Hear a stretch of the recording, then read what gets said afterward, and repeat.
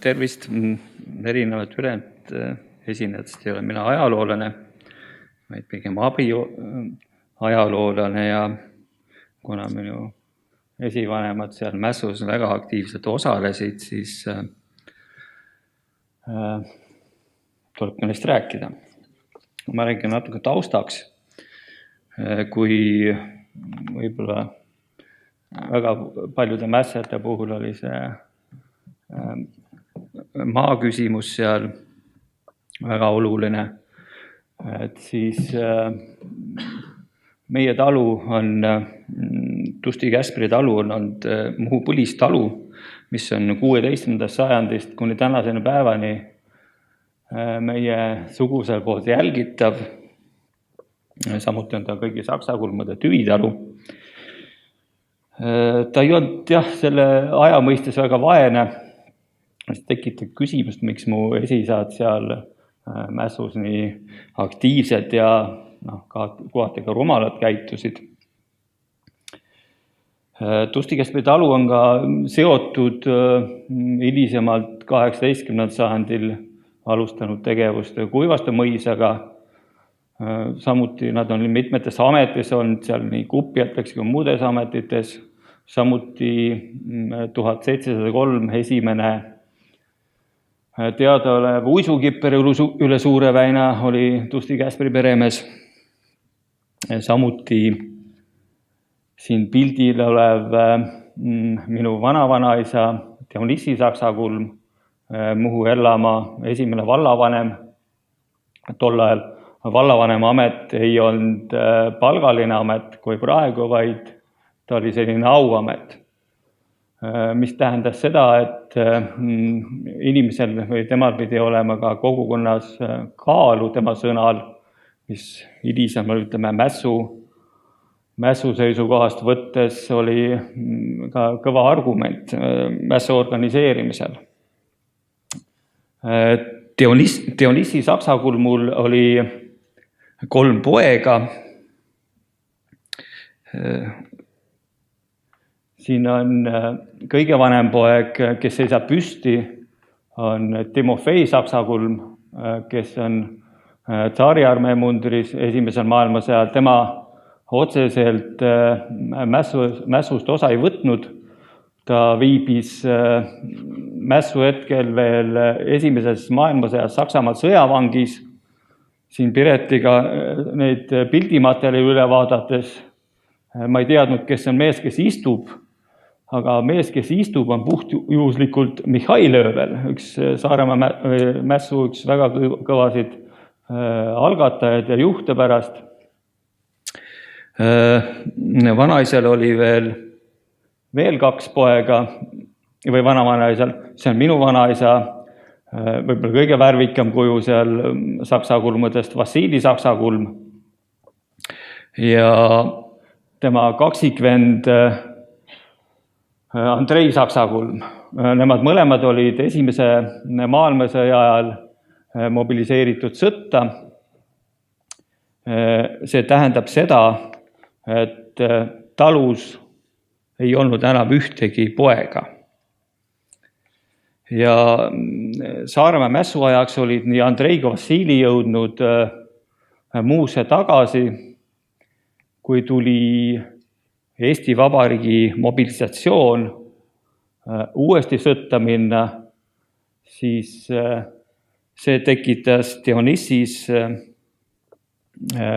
arvamuse, et ta võib, kuna kõige vanem poeg ei olnud veel koju tagasi saabunud ja tema saavutus oli teadmata sel momendil, siis ta võis jääda ilma kõigist oma pärijatest ehk poegadest. Ja ütleme, see on meie suguvõsa puhul see kõige suurem argument, miks nad üldse mässama hakkasid. Mässu algfaasis, kui nad olid seal Kuivaste mõisas, siis Dionissi saksakulm vanavanaisa käis seal aktiivselt ringi ja kutsus rahvast verd valama. Kuna ta oligi olnud ka endine vallavanem, eks see oli ka selline kaalukeeleks seal mingites momentides, ning kui pärast Jefimovi tapmist rahvas laiali jooksis, siis nii Andrei kui Vassili tõid välja regedele peidetud relvad, tähendab, nende poolt oli see asi juba eelnevalt läbimõeldud ja organiseeritud, et nemad sõtta minna ei taha ja nemad hakkavad vastu. Samuti põgenesid pärast Jefimovi mahalaskmist kohe nii Tammel kui Vaher, siis ka erinevates ajalooallikates on Vassili Saksakulm ehk minu vanaisa nimetatud selle Vaheri tapjana. Pärast nad jooksid mõisast, need enamusmässed muidugi või kohalolijad jooksid laiali, siis minu vanaisa oma seltskonnaga 20 mehega läksid Kujuste sadamat üle võtma. Vassili Saksakulm määrati ülevedu kontrollima üle Suure väina. Seda tegi ta kuidagi ka suure suva järgi seal, kuidas võeti kinni inimesi, keda, ma ei tea, mis millegi poolest ei meeldinud, sest meie talus Tusti Käspril hoiti kinni ka vange, on nimetatud 2 naisterahvast, Ljubov Elent ja Anna Riissaar, keda hoiti millegi pärast ka 3 päeva ilma söömata seal. Samuti oli ta kinni pidanud Gustav Krepi, kes hilisemal ajal, ta on Muuga seotud inimene, on erinevaid ameteid pidanud Muusaarel. Seal võib-olla võis olla ka mingi isiklik vastuolu, sest nii Dionyssi, Vassili kui Andrei olid oma iseloomude pärast suht käreda iseloomuga. Eks see oli ka vahel ka sellise brutaalse käitumise märgiks, mis nad seal sadamas korraldasid.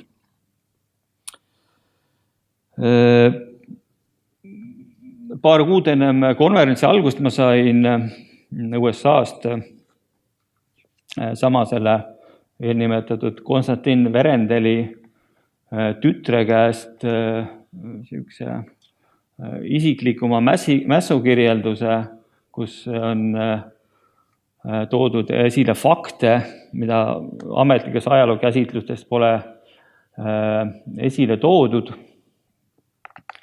kus on kirjeldatud päris räigelt nii Buxöödeni tapmist kui ka sakslaste grupi ja selle Saksa saadiku Rahri tapmist, mis nad seal, ma ei hakka siin kõik asja nimetama, need ei olegi väga loetavad või väga kirjeldatavad, mis nad seal veel tegid.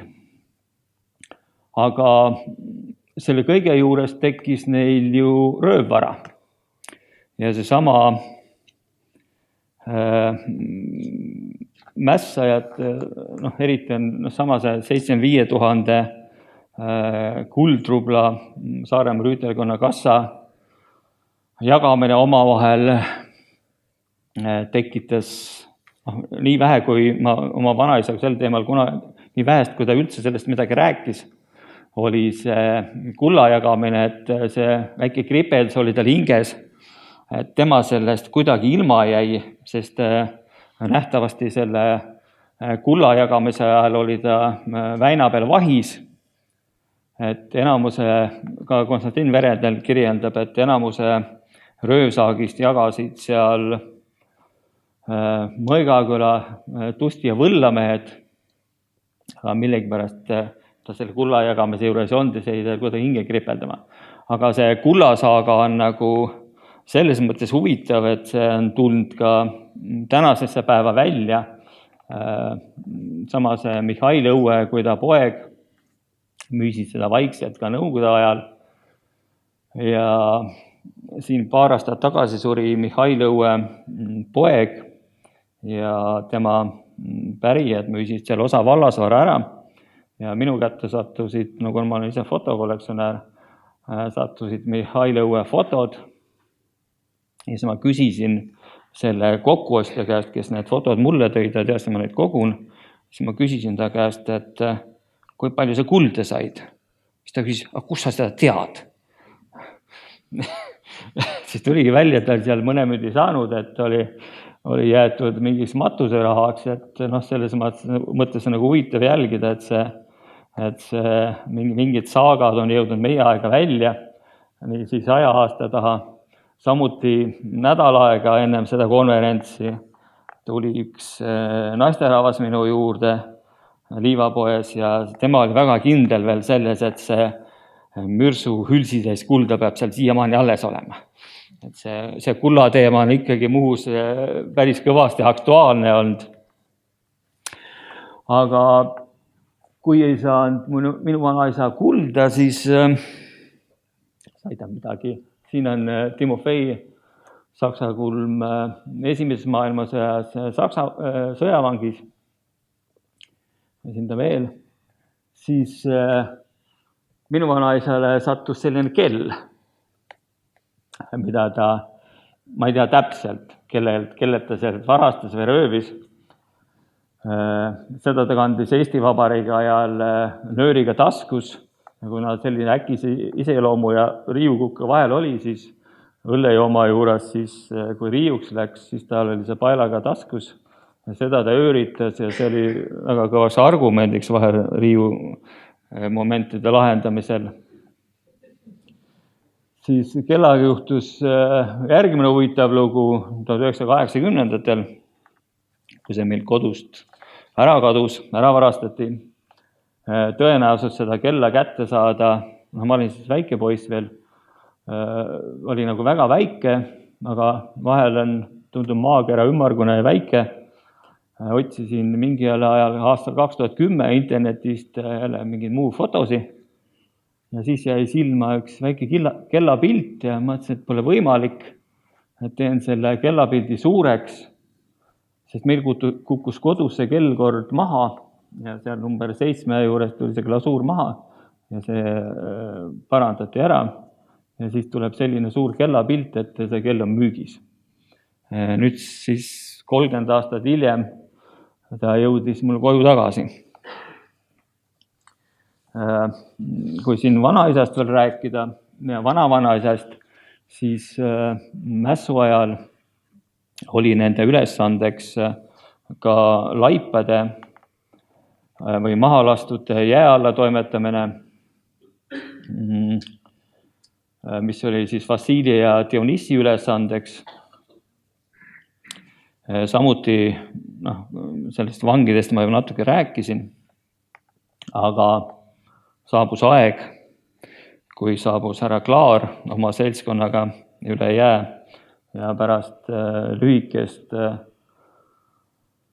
tulevahetust enamus mässumehi jooksis muidugi laiali, kes kuhu võeti vangi seal esimesed kätte juhtuvad ja muidugi tundub, et need esimesed maha lastud olid seal teistele hirmutamiseks või hoiatuseks. Samas Konstantin Verendeli kirjeldustes on kirjas, kuidas võeti künni üks poisike, kellel oli ühes taskus kivi ja teises taskus püssipadrun ja see oli piisavaks põhjuseks poiss maha lasta. Et selles mõttes on nagu, kui brutaalselt käitusid need kohalikud muhumehed, siis kahjuks klaarimehed käitusid samamoodi. Minu vanaisa puhul paneb imestama see, miks ta maha ei lastud.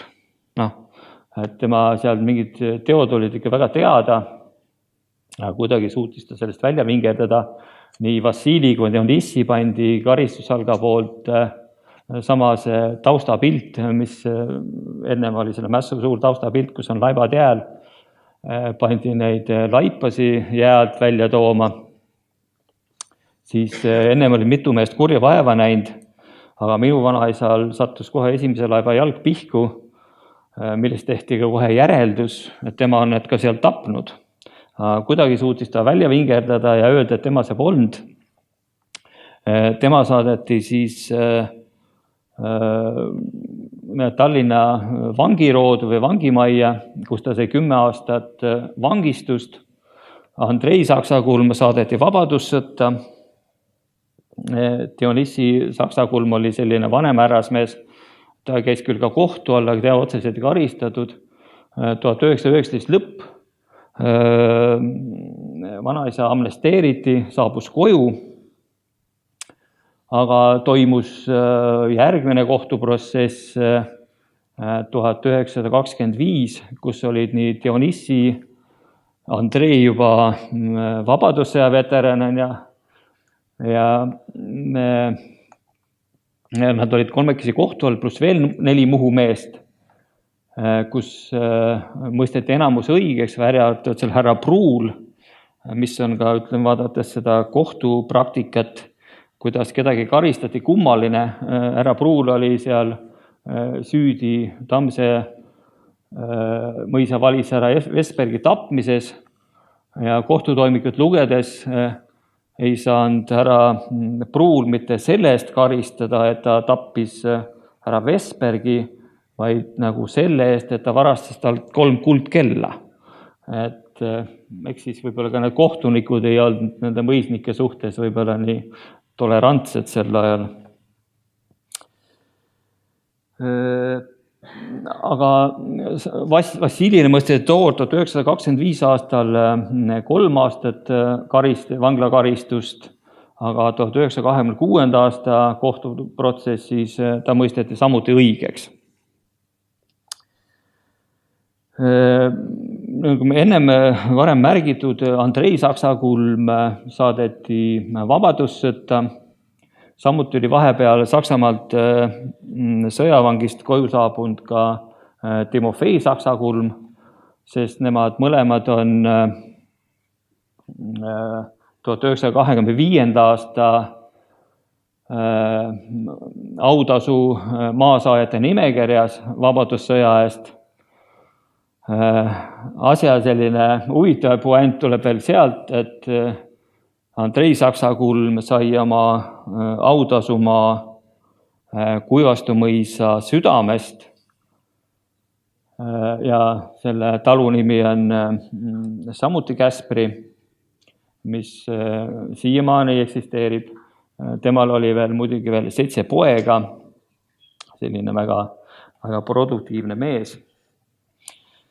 Autasumaa saamajate nimekirjas oli muidugi ka Timofei, kuna nemad minu vanaisaga siis pärisid Kuivastu Käspri koha, siis see läks neile. Kuivastu mõisa kurvast saatusest siis veel anti Kuivastu mõisa need pärijad, kes Puksöö endale ellu jäid, neil ja samuti ka Pädaste mõisas anti neile võimalus mõisa vallasvara maha müüa, mida muus nad ka tegid, maksis igasugune raha, mille eest ka maksti. Pakuti kompensatsiooniks ka mõisa pärijatele 50 hektarit maad veel mõisast, sellest nad loobusid arusaadavatel põhjustel. Siis Kuivastu mõis ise jagati ju